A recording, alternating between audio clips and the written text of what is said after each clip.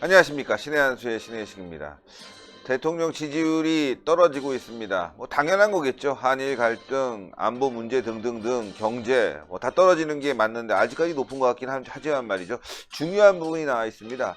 30대 지지율이 폭망했습니다. 이와 관련해서 전옥현 전 국정원 제1차장님 모셨습니다. 안녕하십니까. 안녕하십니까. 자유한국당이 가장 문제가 되는 부분이 20대와 30대. 예, 근데 이제 30대가 지금 이탈하고 있다, 문재인에게서. 그런 여론조사 결과가 나왔습니다. 예, 오늘 이제 주간 여론조사가 리얼미터에서 나와가지고 이제 공표가 됐어요. 이걸 보면은 이제 지금 얘기하신 대로 30대에서 부정평가가 굉장히 많이 늘었어요.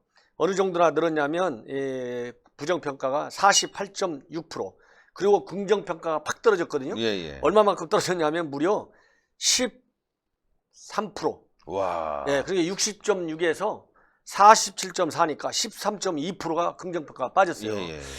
이 얘기는 이제 정치적으로 보면 이제 상당히 의미가 있거든요. 여론조사 네. 성격이 어떠하든지 간에. 왜냐하면 20대는 이미 문재인 정권에 대해서 등을 돌린 지가 오래되지 않습니까? 네. 왜냐하면 우선 직접적으로 결혼하려고 하는데 결혼하고 나면 살 집이 없고 또 결혼하려고 하면 직장을 가져야 결혼할 수 있잖아요. 그렇죠. 그 직장을 제대로 못 잡고 예. 또 직장을 잡고 또 집을 좀 어렵게 어떻게 좀 하나 가졌다 해도 이 직업의 안정성 그리고 자기 장래에 대한 비전 이런 것이 지금 현재의 여러 가지 정책으로 볼 때는 굉장히 어렵다. 이러다 보니까 20대의 지지율 빠진 것은 지금 이미 이제 기정사실화로 하나의 그 경향성 트렌드다가 딱 자리 잡았어요. 예. 그러면 이제 이 여론조사나 아니면 이제 우리 이 국민들이 궁금해한 게 과연 30대와 40대는 이러한 현실 문제에 관해서 어느 정도로 심각하게 인식을 아니면 걱정과 불안 이런 심리를 가질 것이냐 이런 게 관심사항이었거든요. 그렇죠. 근데 바로 이번에 리얼미터에서 나온 게 생각해 보십시오. 이게 한 주 차이에 네네. 부정평가가 13% 이상 빠졌다. 이 얘기는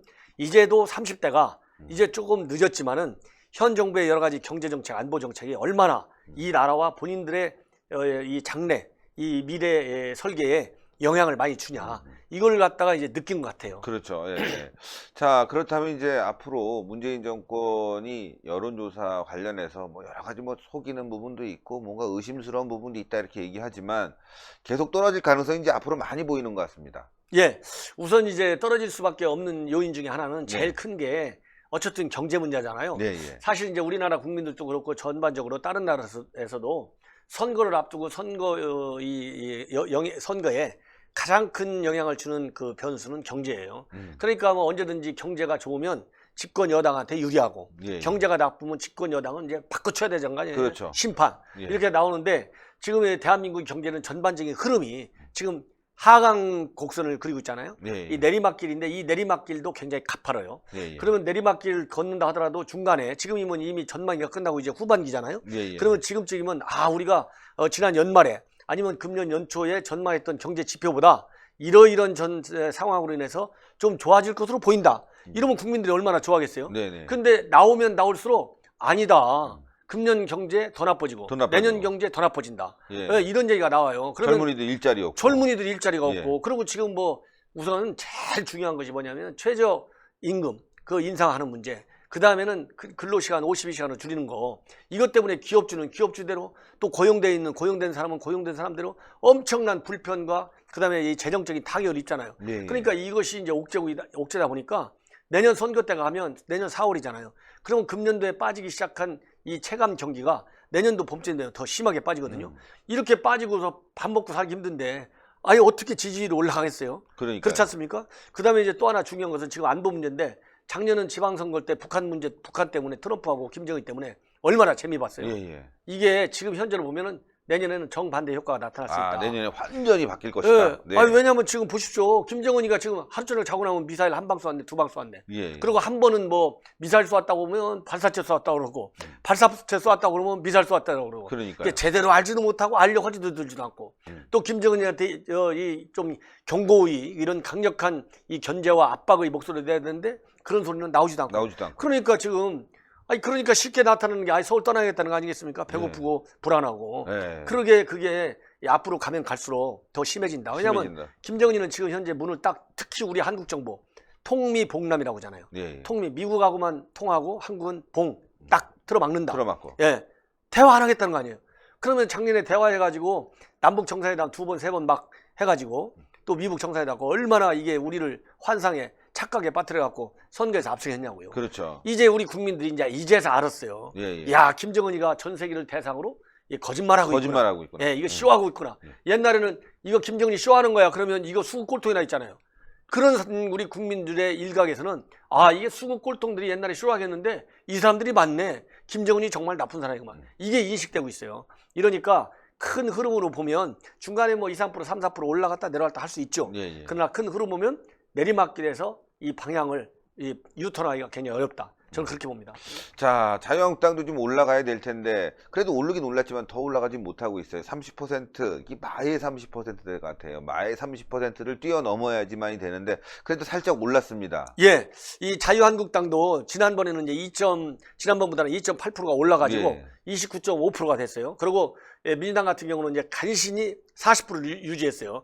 2.5%가 빠져갖고 그래서 40.7대 29.5인데 이번 여론조사의 변화 지표에 중요한 것은 바로 뭐냐면 리얼미터 조사 결과 나온 걸로는 보수층이 아주 뚜렷하게 결집하고 있어요. 네. 그러니까 어떨 때는 한국당이 지지율 올라갈 때 중도층에 있던 사람들이 민주당 측에서 자유한국당으로 옮겨 타가지고서 올라가는 경우가 있었거든요. 예, 예. 그게 과거에 여러 차례 있었는데 지금은 이번 여론조사 결과에서는 자유한국당 내에 있는 사람들이 결속을 해가지고 한국당한테 밀어준 거예요. 왜 그러냐? 지금 미사일 발사 2번, 3번 막 하고 있잖아요. 네. 경제 빠지고 있고. 네네. 그리고 정부는 경제 안보 정책 바꾸려고 하는 게 하나도 안 보이고. 그러니까 이 자유한국당을 지지하는 이 우파, 큰 틀에서 자유민주를 사는 우리 국민들이 아, 현재의 정부 이 민주당만 믿었다가는 이게 거덜나는구나, 망하는구나. 그렇죠. 네. 이걸 이제 알아가지고 그러면 우리끼리 지금 뭐 이런저런 사정으로 우리 이 자유한국당을 지지하는 계층 국민들이 이게 결속력이 좀 약했잖아요. 예, 예. 민주당 지지층에 비해서. 근데 이번 조사에서는 뚜렷하게 이렇게 2.8% 올라가게 된 결정적인 계기가 바로 중도에서 올라온 게 아니고 자유한국당을 지지하는 우파 진영 내에서 팍 올라갔어요. 아. 예, 이렇게 본다면 이번 거를 계기로 해서 우선 제일 국간 게 그러잖아요. 우리도 사회생활에도 그렇고 내가 속해 있는 조직이 잘 그렇죠. 돼야 잘 돼야죠. 더 큰 우리 가정이 잘 되면 그 동네가 잘 되고 동네가 잘 되면 큰 우리 구가 잘 되고 우리 구가 잘 되면 서울시가 잘 되고 그런 건 그렇죠. 똑같잖아요. 예, 예. 그러면 자유한국당 이 집도끼들이 딱 뭉쳐가지고 으쌰으쌰 나라 살리자 이렇게 가면 결국은 이제 외연을 넓히는 그 방향으로 간다. 그래서 지금 이제 내부 결속에 상당한 모멘텀이 이제 불이 붙었다. 예, 예. 이래서 안에서 꼭꼭 딱 당겨놓으면 이제 밖으로 튀어나가잖아요. 예, 예. 그래서 외연을 넓혀주게 되는 것이죠. 그래서 밖에서 덜 움직였던 이제 중도층을 우리가 흡인할 수 있는 이제 정치적인 공간이 생긴다. 저는 그렇게 봅니다. 예, 중도층이 들어온 게 아니라 지금 내부가 결속하고 있다. 예.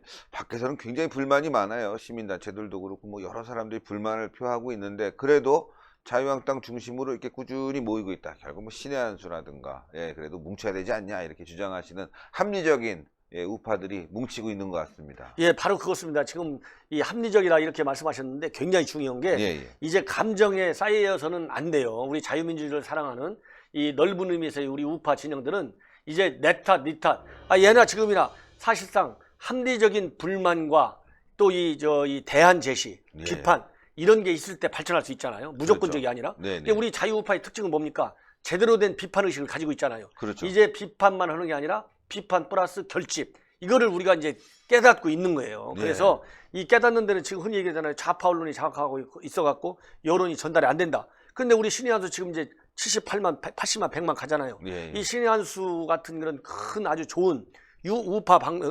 유튜버들이 이렇게 자유한국당, 자유민주주의 우파들이 왜 결집을 해야 되는지 그리고 실질적으로 우리 자유우파 내에서의 염려의 불만의 목소리가 뭔지 이거를 서로 전달해 주다 보니까 이것이 그야말로 진정한 소통이 이루어지는 것이죠.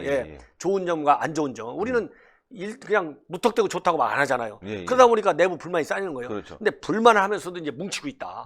옛날에는 불만해갖고 너는 너 나는 나 아니 나 뭐 한번 지켜볼래 이랬는데 지켜보는 것 갖고는 안 된다는 거 알잖아요. 이제 투쟁해야 되고 견제해야 되고 비판해야 된다. 이러니까 그러면 뭉쳐야 싸우죠. 그렇죠. 이제 그런 단계로 불만을 넘어서 뭉치는 단계로 진입하고 있다. 이렇게 본다면 제1야당인 자유한국당이 정책 비전과 미래 비전에 대해서 우리 국민들한테 중도까지, 왜냐하면 어차피 중도까지가 아닌 사람들은 이념적으로 우리가 미칠 수가 없어요. 그렇죠. 그러니까 이번에도 뭐 진보 진영 쪽에서 넘어왔다나 중도에서 온 사람들이 별로 없다는 거 아니에요? 그러니까 우리 집토끼를 잡아갖고 중도로 외연을 넓히는 그런 그 이 합리적인 정책의 대안, 그리고 그 잘못된 실정에 대한 제대로 된 비판, 이런 것이 어우러지면 이 30%에 지금 이제 육박하고 있잖아요. 예. 이것이 안정적으로 30%대를 굳힐 수 있는 기회가 올 것이다. 네, 저는 네. 그렇게 봅니다. 아이, 잘, 다행입니다. 아유, 걱정 많이 했는데. 그래도 자유한국당도 오르고 문재인은 떨어지고. 야, 이렇게 돼서 내년 총선에 승리해야 될 것 같습니다. 그러기 위해서는 우리가 뭉쳐야 되고요. 신의 완수, 그 다음에 전옥현의 안보정론TV, 이런 합리적 유튜브 많이 좀 시청해 주시고 구독했으면 좋겠습니다. 전옥현의 안보정론TV 여러분들 많은 구독 부탁드리겠습니다. 대단히 감사합니다. 대단히 감사합니다.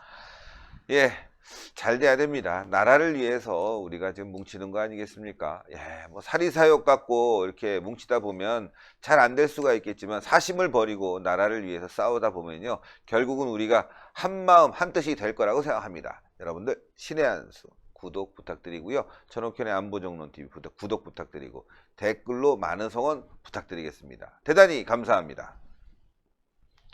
감사합니다.